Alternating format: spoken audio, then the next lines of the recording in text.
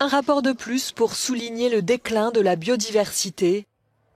En 50 ans, près de 70% des populations d'animaux vertébrés ont disparu selon les chiffres du WWF publiés ce jeudi. Parmi les espèces particulièrement menacées, les gorilles, les éléphants, les requins ou encore les coraux d'eau chaude. Le déclin est global, mais certaines régions sont plus lourdement touchées, comme l'Amérique latine avec une baisse de 94%. Ce n'est pas vraiment surprenant car le continent abrite, comme les régions tropicales, beaucoup plus de biodiversité. Donc c'est évident que le déclin est plus fort dans ces régions par rapport à l'Europe, où nous avons enregistré une baisse de 15%. En fait, la raison est que l'Europe a perdu sa faune bien avant.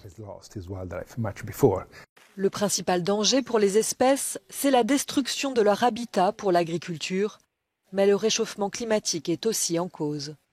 Nous devons arrêter avec cette idée que nous pouvons continuer à prendre la nature comme un acquis.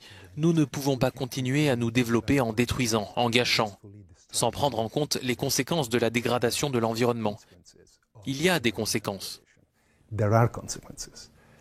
Et si on ne change pas, si on ne change pas de cap en devenant neutre en carbone et en préservant la biodiversité, nous en paierons encore plus de conséquences et le prix sera encore plus élevé dans les années à venir. Malgré ce rapport alarmant, l'ONG croit encore en notre capacité à changer.